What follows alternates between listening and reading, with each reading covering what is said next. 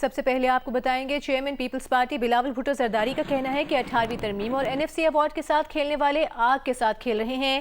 Peoples party کے chairman Bilawal Bhutto Zardari نے خبردار کرتے ہوئے کہا کہ پیپلز پارٹی ایسے کسی فیصلے میں ساتھ نہیں دے گی جس سے وفاق کمزور ہو۔ وہ پیپلز پارٹی کے یوم تاسیس پر ویڈیو لنک سے خطاب کر رہے تھے۔ 18ویں ترمیم اور NFC ایوارڈ پہ تنقید کرنے والے کو اندازہ نہیں ہے کہ ہم نے کیسے اس ایک قدم سے ملک بھر میں جو علیحدگی پرست سیاست ہے جس کا فائدہ ہمارے مخالف ممالک استعمال کرتے ہیں اس سب کے سیاست دفن کر دیا تھا، اور جو اس وقت لوگ 18ویں ترمیم یا NFC ایوارڈ یا اس قسم کی چیزوں کے ساتھ کھیلنے کی کوشش کر رہے ہیں یا سوچ رہے ہیں اس کے ساتھ کھیلا جائے، تو وہ ایسا ہے جیسے آپ آگ کے ساتھ کھیلیں۔ اس وقت جب آپ کو معلوم ہے، جب حکومت کو یہ نظر آ رہا ہے کہ ہمارا ہمسایہ ملک بھارت سے ان کا وزیر کہتا ہے سندھ کی طرف اشارہ کرتے ہوئے کہ اب وہ نہ صرف کشمیر کا اور پاکستان کے دوسرے جو ان کے ساتھ اختلافات ہے وہ سندھ کے بارے میں وہ غلط انداز میں بات کر رہے ہیں، جب دوسری طرف افغانستان سے پاکستان کے ساتھ لڑوایا جا رہا ہے، ہمارا پورا کوشش ہوگا کہ پاکستان کے اندر جو موجود فالٹ لائنز ہیں ان کو ایڈریس کیا جائے، جو احساس محرومیہ ہے، جو پسماندگی کا ہے، ان کو ایڈریس کیا جائے، نہ کہ ان کو مزید کوئی موقع دیا جائے کسی قوت کو کہ ہمارا کسی فالٹ لائن کا غلط فائدہ لے یا استعمال کرنے کی کوشش کرے۔ پیپلز پارٹی کے چیئرمین بلاول بھٹو زرداری نے کہا ہے کہ آئین سازی کرنا پارلیمان کا اختیار ہے، پارلیمنٹ سپریم ہے، کوئی عدالت، کوئی جج، کوئی بھی دوسرا ادارہ پارلیمنٹ کے کسی بھی فیصلے میں مداخلت نہیں کر سکتا۔ ہمارے فیصلے صحیح ہیں یا غلط یہ فیصلہ عوام کریں گے۔ میرا بھی خواہش یہی ہو سکتا ہے کہ ایک متفقہ آئینی ترمیم لے کر آئے، کنسنسس کے ساتھ کام کیا جائے، لیکن اگر کسی کام نے کنسنسس کے ساتھ نہیں تو صحیح ایک اکثریت کے ساتھ کیا گیا ہے اور پارلیمان کی طرف سے کیا گیا ہے تو صرف اور صرف پارلیمان کے پاس یہ اختیار ہے کہ اس فیصلے پہ نظر ثانی کرے یا نہ کرے۔ اگر کوئی یہ مطالبہ کر رہا ہے کہ کوئی عدالت یہ فیصلہ دے یا کوئی یہ جج صاحب فیصلہ کرے کہ یہ آئینی ترمیم رہ سکتا ہے یا نہیں، یہ ان کا اختیار نہیں ہے، نہ ہی ہم یہ اجازت دیں گے کہ کوئی اور ادارہ پارلیمان کے اختیار میں یا پارلیمان کے جو دائرہ ہے اس میں آ کے اپنا مداخلت کرے۔ پاکستان کی تاریخ بھری ہوئی ہے ایگزامپل سے کہ جہاں دوسرے ادارے نے پارلیمان کے دائرے میں آخر مداخلت کیے اور اس کا نقصان پاکستان کے عوام نے بھگتا ہے، اس کا نقصان پاکستان کا وفاق نے بھگتا ہے، اس کا نقصان میں اور آپ نے بھگتا ہے۔ ہم مستقبل میں خبردار کرتے ہیں کہ پارلیمان کا جو دائرہ ہے اس کا تحفظ کرنے کے لیے، اس کا ہمارا سپیس کا تحفظ کرنے کے لیے پاکستان پیپلز پارٹی کے جیالے، پاکستان پیپلز پارٹی کے نمائندے موجود ہیں، اور یہ ہمارا اختیار ہے کہ ہم آئین سازی کریں جیسے بھی ہم کرنا چاہے، وہ غلط ہو وہ صحیح ہو، وہ عوام کا فیصلہ ہے کہ وہ کرے کہ ہمارے فیصلے صحیح ہے یا نہیں ہیں۔ یہ کسی بھی عدالت میں اختیار نہ تھا، نہ ہے، نہ ہوگا کہ وہ کسی بھی آئینی ترمیم کو رد کرے۔ وزیر دفاع خواجہ آصف کا کہنا ہے کہ چیف آف ڈیفنس فورسز کے نوٹیفیکیشن کے بارے میں غیر ضروری اور غیر ذمہ دارانہ قیاس آرائیاں کی جا رہی ہیں، قیاس آرائیوں کی کوئی گنجائش نہیں ہے۔ خواجہ آصف نے کہا کہ چیف آف ڈیفنس فورسز کے نوٹیفیکیشن کا عمل شروع ہو گیا ہے۔ یہ بھی کہا کہ وزیر اعظم جلد واپس آ رہے ہیں، نوٹیفیکیشن مقررہ وقت پر جاری کر دیا جائے گا۔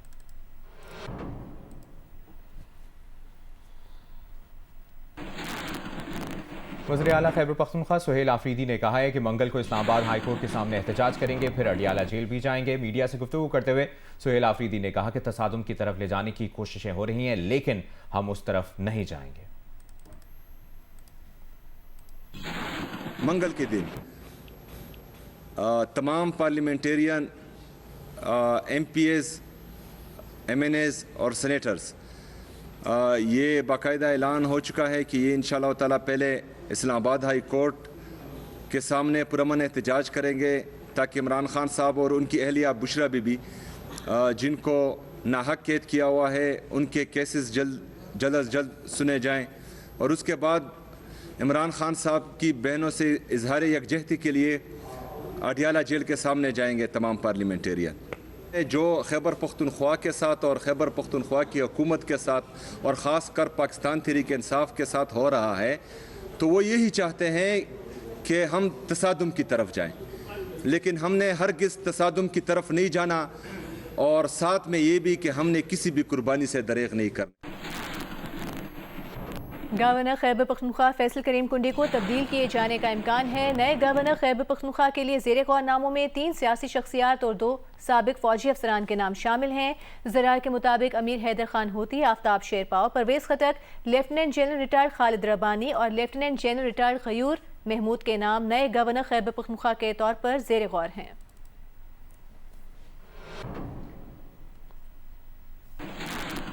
گورنر خیبر پختونخوا فیصل کریم کنڈی کا کہنا ہے کہ صوبے میں گورنر کی تبدیلی سے متعلق انہیں علم نہیں، پارٹی جو فیصلہ کرے گی انہیں قبول ہوگا۔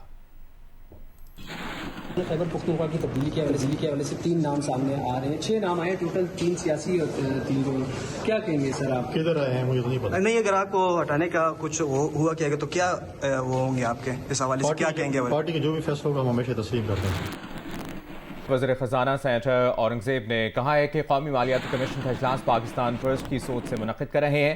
ٹی او آر کے تحت ورکنگ گروپ تشکیل دیے جائیں گے۔ قومی فسکل پکٹ کی طرح ذمہ داری کے ساتھ 11ویں قومی مالیاتی کمیشن ایوارڈ طے کریں گے۔ ریاستی اداروں میں بدعنوانی اور نااہلی کی وجہ سے سالانہ 1 ٹریلین روپے ضائع ہو رہے ہیں۔ ان اداروں سے مزید ملازمین کو نکالا جائے گا اور ان کو ان کے واجبات ادا کریں گے۔ آئی ایم ایف کی رپورٹ میں کی گئی زیادہ سفارشات پر عمل درآمد کر چکے ہیں، مزید پر کام جاری ہے۔ یہ رپورٹ ہماری درخواست پر تیار کی گئی۔ ترقی کے ماڈل کو کامیاب بنانے کے لیے نجی شعبے کی خدمات حاصل کی جائیں گی۔ ایکسپورٹ ڈیولپمنٹ سرچارج جو 1991 میں نافذ ہوا تھا اسے ختم کرنے کا اصولی فیصلہ ہو گیا ہے۔ ایکسپورٹ ڈیولپمنٹ فنڈ کو حکومتی کنٹرول سے نکال کر نجی شعبے کے حوالے کرنے کی تجویز ہے۔ رواں سال بیرون ملک سے بھجوائی جانے والی ترسیلات 41 ارب ڈالر سے زیادہ ہونے کی امید ہے۔